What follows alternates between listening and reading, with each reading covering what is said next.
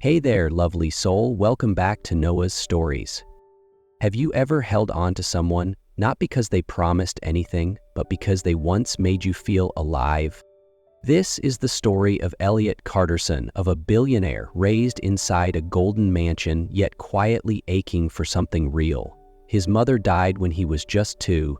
Since then, he's lived like crystal, polished, admired, and painfully fragile. Until one ordinary afternoon, he saw Lina Bennett, a market girl, laughing as a paper airplane landed in her hair. A laugh so free, it cracked something open inside him. That moment changed everything. The black limousine came to a stop, stuck in afternoon traffic at a crowded market street. Inside, Eliot Carter, age 12, sat in silence. His mini tuxedo was perfectly pressed, his Italian shoes polished to a shine. His eyes wandered out the window, unfocused. He was on his way to piano class, just like every Tuesday, scheduled since he was 6. Outside, the world looked more alive. Makeshift stalls, the smell of vegetables, street dust, and human voices calling across each other. And then, amid the messy crowd, Eliot saw her. Lina Bennett, around 11 years old, her blonde hair was tied back quickly. She was helping her mother sell vegetables. In her hand, a crumpled paper airplane, folded from food wrapping, crooked and soft. She threw it into the air. It didn't fly far. It dropped and tangled itself in her hair.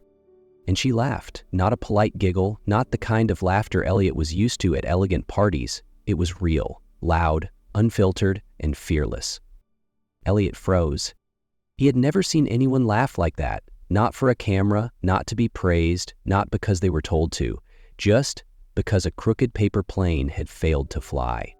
The driver glanced at the rearview mirror.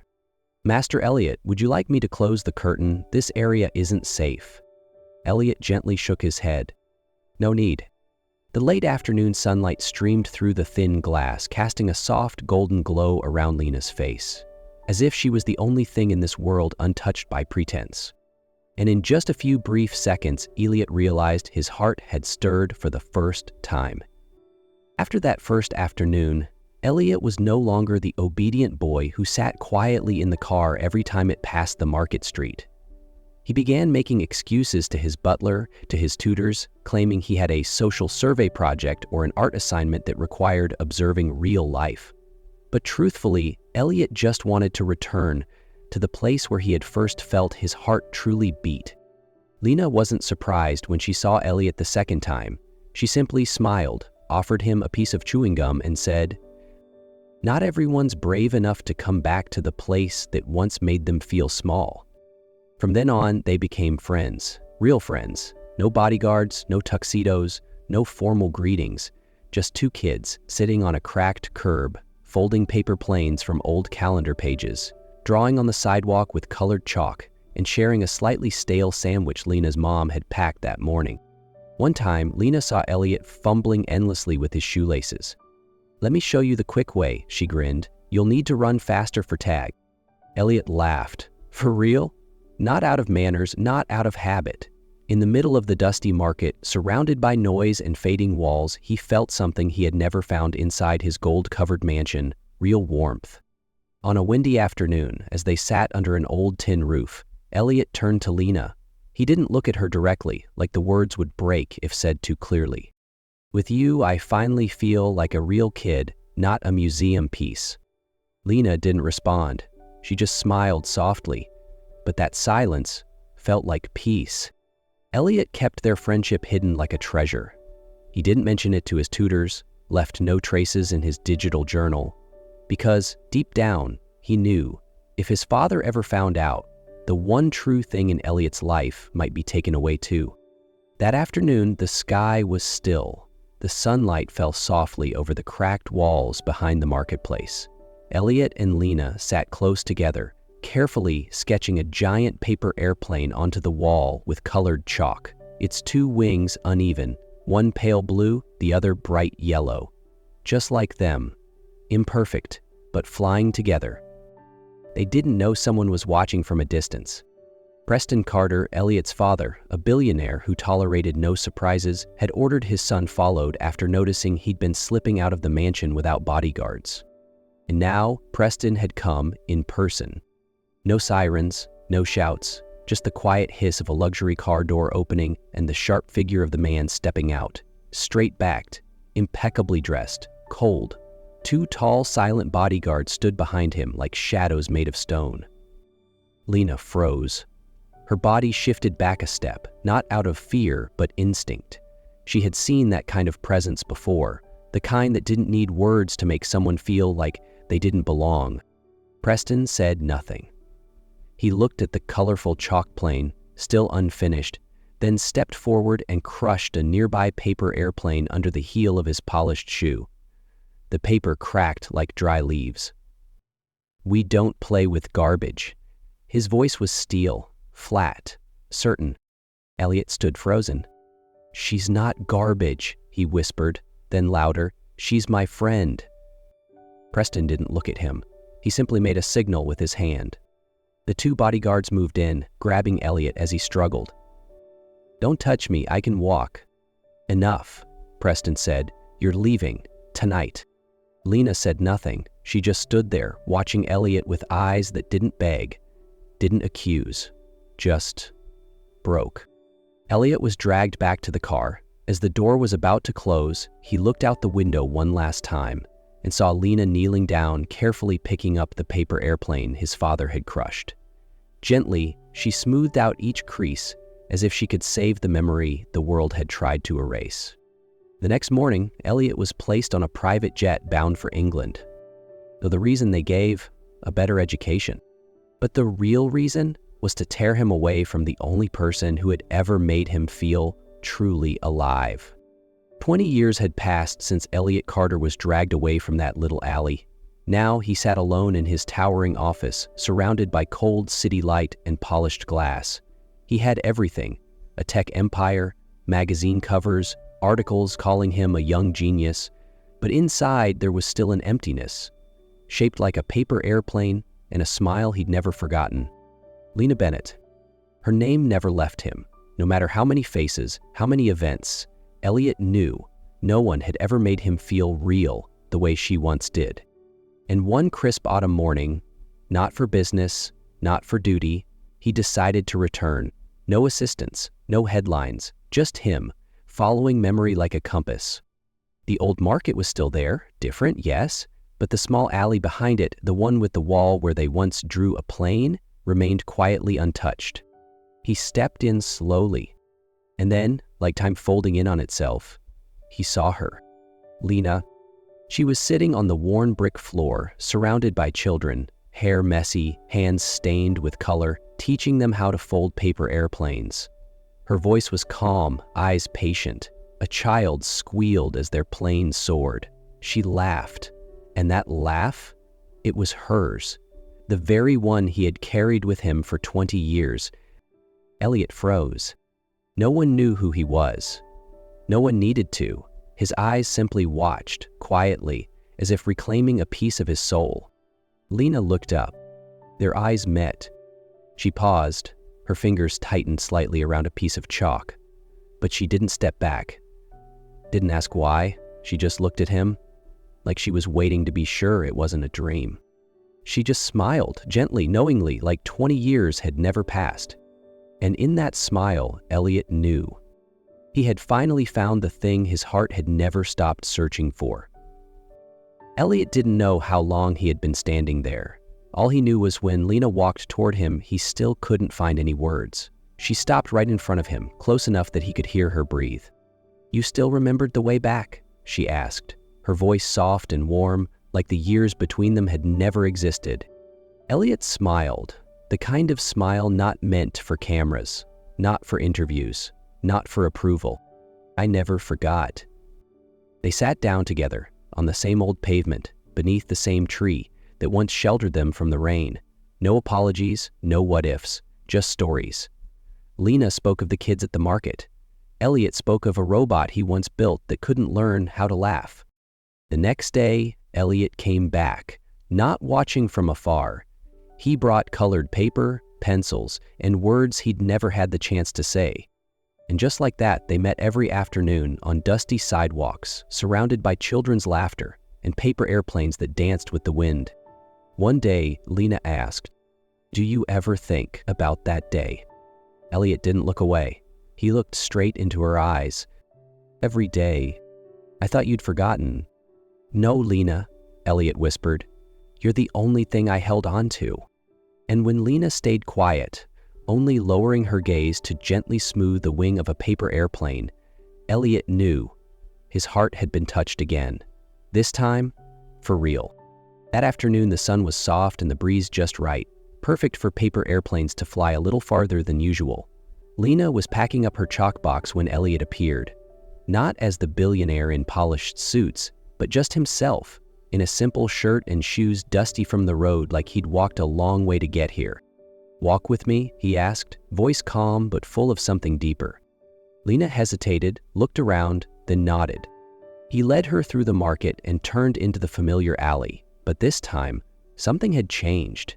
The old wall where they once drew a plane had been repainted, pure white, but now it was full of new drawings, rainbows, skies, scribbled words from little hands, and in the center, a giant paper airplane with two wings, one blue, one yellow. "I kept a photo of our old drawing," Eliot said softly. "I had the kids help me bring it back." Lina stood still. In the amber glow of late day, everything slowed. She reached out and touched the painting, feeling like she was touching a memory brought back to life. Eliot pulled a paper airplane from his pocket, golden yellow with blue edges, just like the one on the wall. "I want to play that game again," he said, eyes on hers. "Will you throw this one?" Lina laughed. "This time, I'll throw it hard." She raised her hand and tossed the plane. It soared in a smooth arc and landed gently in Eliot's open palm. She froze, because on the wing of the plane, handwritten in neat small letters, it said, "Will you fly with me for the rest of our lives?" Eliot knelt down. No diamond ring, just the folded plane in his hand, and eyes filled with quiet hope. "I can't promise perfect, but I promise to always be real. With you." Lina didn't answer right away. She stepped closer, knelt too, and touched the paper plane. Her fingers brushed his. She looked into his eyes, long and deep, then nodded. "As long as you don't fly alone." Eliot laughed, soft and shaky. And in that alleyway, surrounded by giggling children and early autumn wind, they made a promise, not with grand vows or gold bands, but with a paper airplane, and the kind of love that needed no proof to be true. The next day, Eliot returned to the alley, not in dusty clothes this time, but with paint supplies, foldable tables, plastic chairs, and a small handmade sign, "Dream Corner, everyone deserves to fly." He and Lina had decided to open a little space for kids in the marketplace. No big sponsors, no press coverage, just colored pencils, recycled paper, a few secondhand toys, and plenty of paper airplanes. The children called him Mr. Blue Shirt. Lina just laughed and said he once couldn't even tie his own shoes. But in the midst of these quiet, joyful days, something happened that Eliot never expected. One afternoon, while he was wiping chalk off a wall, a gray car pulled up silently in front of the alley. The door opened, and Preston Carter, the father who once tore him away from Lina, stepped out. He wore a plain white shirt, no tie, no entourage. Eliot stood still, not in fear, but in the unfamiliar weight of the moment. Preston looked around, at the scribbled wall drawings, the laughter of children, a paper airplane caught on a power line. Then he looked at Eliot. "May I sit down?" Eliot nodded. They sat together on a plastic chair near the old wall, like two strangers who'd known each other forever. "Back then," Preston began slowly, "I thought you needed a life without bruises, a path already paved."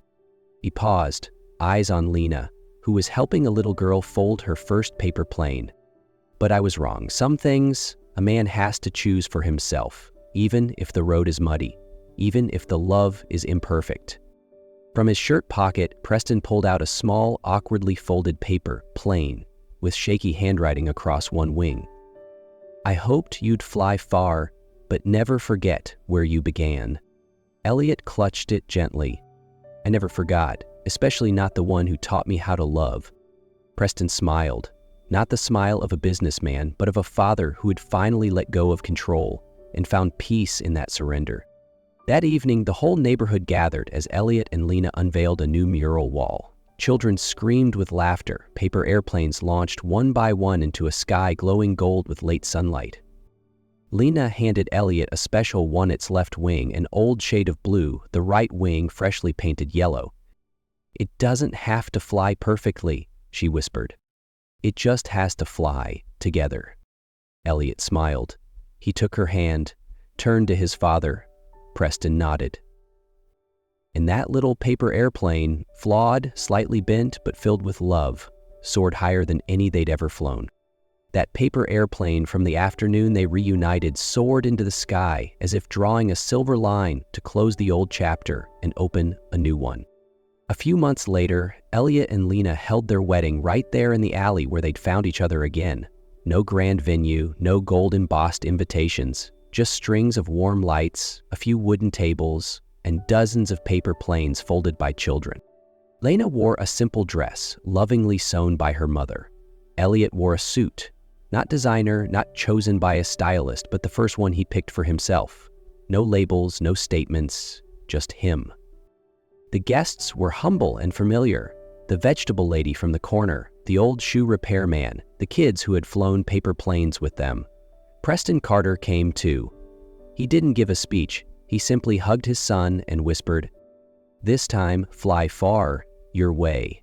There was no grand ritual, but when Eliot handed Lina a white paper airplane, pure, folded with care, and 3 small words written on the wing, "Forever starts here," everyone grew still, like they were witnessing something holier than any vow. After the wedding, they didn't honeymoon in the Maldives or Paris. They stayed close to the market, close to the people they'd always called family. Eliot and Lina opened a small classroom, teaching kids how to fold planes, paint dreams, and believe in one truth. You don't have to fly high, you just have to fly true. Every evening, they shared simple dinners on the rooftop of their modest apartment. Where the wind was soft, Lina's laughter echoed, and Eliot always said, "Thank you for teaching me how to live." Some love stories don't need castles or fairy tales. Just a paper airplane, a glance that lingers, and a heart brave enough to take flight. Eliot and Lina weren't perfect people, but they chose to stay beside each other.